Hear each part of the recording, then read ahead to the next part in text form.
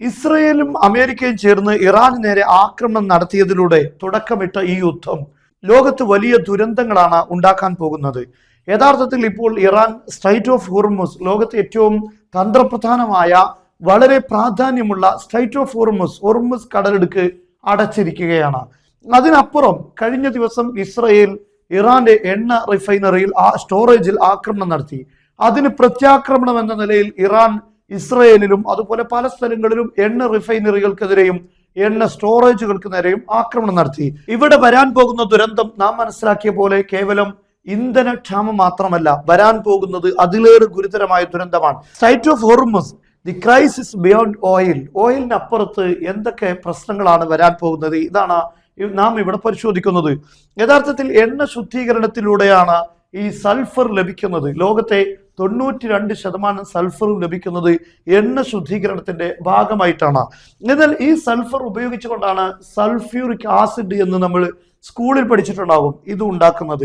എന്താണ് സൾഫ്യൂറിക് ആസിഡിന്റെ പ്രത്യേകത? ഈ സൾഫ്യൂറിക് ആസിഡ് ഉപയോഗിച്ചുകൊണ്ടാണ് 2 പ്രധാനപ്പെട്ട ലോഹങ്ങൾ അതിന്റെ അയിരുകളിൽ നിന്നും ശുദ്ധീകരിക്കുന്നത്. നമ്മൾ ഒരുപക്ഷെ സ്കൂളിൽ പഠിക്കുമ്പോൾ കോപ്പറിന്റെയും കൊബാൾട്ടിന്റെയും ഒക്കെ അയിരിനെ കുറിച്ച് പരാമർശിച്ചിട്ടുണ്ടാകും. എന്നാൽ ഈ ലോഹങ്ങളെ ശുദ്ധീകരിച്ചെടുക്കാൻ അയിരിൽ നിന്നും അതിനെ ആ കോപ്പറിനെയും കൊബാൾട്ടിനെയും ശുദ്ധീകരിച്ച് എടുക്കുന്നത് ഈ സൾഫ്യൂറിക് ആസിഡ് വഴിയാണ്. എന്ന് പറഞ്ഞാൽ ഈ സൾഫർ ലഭിച്ചെങ്കിലാണ് നമുക്ക് ഇവിടെ കോപ്പറിന്റെയും കൊബാൾട്ടും ലഭിക്കുകയുള്ളൂ. ഈ കോപ്പർ ഇല്ല എങ്കിൽ, കൊബാൾട്ട് ഇല്ല എങ്കിൽ എന്താണ് സംഭവിക്കാൻ പോകുന്നത്? നമുക്കറിയാം, നമ്മുടെ ഇവിടെ ഇലക്ട്രിസിറ്റി സംവിധാനങ്ങളിൽ വലിയ ദുരന്തം സംഭവിക്കും. കോപ്പർ ഇല്ല എങ്കിൽ ട്രാൻസ്ഫോമറുകൾ എങ്ങനെയാണ് ഉണ്ടാക്കുക? അതുപോലെ ഡാറ്റാ സെന്ററുകളിൽ വലിയ ദുരന്തമുണ്ടാകും. അതോടൊപ്പം തന്നെ കൊബാൾട്ട് ഇല്ലാതിരിക്കുമ്പോൾ എങ്ങനെയാണ് വാഹനങ്ങളിൽ ബാറ്ററി ഉപയോഗിക്കുക? ഇങ്ങനെ തുടങ്ങി ഒരുപാട് പ്രതിസന്ധികൾ നമ്മൾ നേരിടാൻ പോവുകയാണ്. സാധാരണ നമ്മുടെ ലൈനുകളിൽ നിന്നല്ലല്ലോ ഈ വാഹനങ്ങളിൽ കറണ്ട് ലഭിക്കുന്നത്, ബാറ്ററി മുഖേനയാണ്. പക്ഷെ കൊബാൾട്ട് ഇല്ലാതെ എങ്ങനെയാണ് ബാറ്ററികൾ ഉണ്ടാക്കുക എന്നത് പ്രധാനപ്പെട്ട ചോദ്യമാണ്. അപ്പോൾ കൃത്യമായും ഈ റിഫൈനറികൾ പ്രവർത്തിച്ചിട്ടില്ല എങ്കിൽ ലോകത്തുണ്ടാകാൻ പോകുന്നത് ഇത്തരത്തിലുള്ള വലിയൊരു ദുരന്തമാണ്. അതോടൊപ്പം മനസ്സിലാക്കേണ്ട മറ്റൊരു പ്രധാനപ്പെട്ട കാര്യം, എനർജി. ഞാൻ പറഞ്ഞു, കറണ്ട് ഉൽപാദനത്തെ കാര്യമായി അത് ബാധിക്കും. മാത്രമല്ല ഗ്യാസ് ഉൽപാദനത്തെ കാര്യമായി ബാധിക്കും. ഈ ഗ്യാസിനെ ഡിപ്പെൻഡ് ചെയ്തുകൊണ്ടാണ് യഥാർത്ഥത്തിൽ TSMC ചിപ്പ് പ്രൊഡക്ഷൻ കമ്പനികൾ തായ്വാനിൽ പ്രവർത്തിച്ചുകൊണ്ടിരിക്കുന്നത്.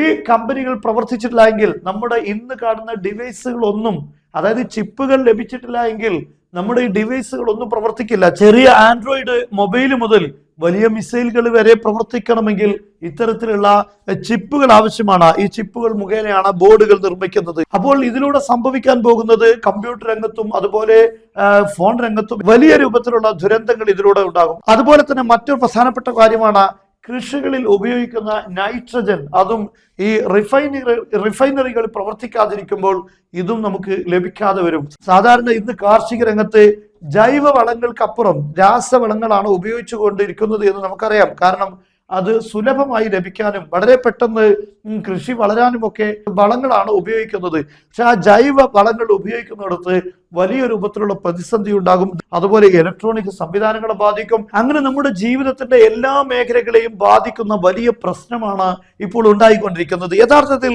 ഹോർമുസ് കടലിടുക്ക് അടച്ചു കഴിഞ്ഞാൽ ഇത്തരത്തിലുള്ള വലിയ ദുരന്തമുണ്ടാകും. പക്ഷെ അമേരിക്കയെ സംബന്ധിച്ചിടത്തോളം ഇപ്പോൾ നമുക്കറിയാം, അമേരിക്ക വെനിസ്വേലയെ പിടിച്ചടക്കി അവിടെയുള്ള ഓയിൽ റിഫൈനറികൾ അവരെ പ്രവർത്തിപ്പിക്കാൻ തയ്യാറാണ്. അമേരിക്കൻ കമ്പനി ഇപ്പോൾ അതിലേക്ക് ഇൻവോൾവ് ആവുകയാണ്. ഒരുപക്ഷെ ഒരു പരിധിവരെ ഈ കാര്യങ്ങൾ അമേരിക്കക്ക് ഇതിലൂടെ നേടിയെടുക്കാൻ സാധിച്ചു എന്ന് വരാം. അവിടെയും നമ്മൾ ചിന്തിക്കേണ്ട മറ്റൊരു കാര്യം, ഇങ്ങനെയുള്ളൊരു സാഹചര്യം വന്നു കഴിഞ്ഞാൽ തീർച്ചയായും ഒരുപക്ഷെ റഷ്യയോ ചൈനയോ വെനിസ്വേലയിലുള്ള എണ്ണ റിഫൈനറികളെയും ആക്രമിക്കുകയില്ല എന്ന് പറയാൻ പറ്റില്ല.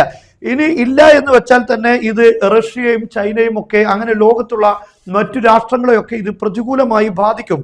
എന്നാൽ ഇപ്പോൾ ഇറാൻ സ്ട്രൈറ്റ് ഓഫ് ഹോർമുസ് റഷ്യക്കും അതുപോലെ ചൈനക്കും തുറന്നു കൊടുക്കുകയാണ്. അങ്ങനെ ഒരു സാഹചര്യം ഉണ്ടായാൽ, അതായത് ചൈനയുടെയും റഷ്യയുടെയും കപ്പൽ ഹോർമുസ് കടലിടുക്ക് വഴി പ്രശ്നങ്ങളില്ലാതെ കടന്നു പോകുന്ന സാഹചര്യം ഉണ്ടായാൽ തീർച്ചയായും ആ കപ്പലുകളെ അമേരിക്ക ലക്ഷ്യം വെക്കേണ്ടി വരും.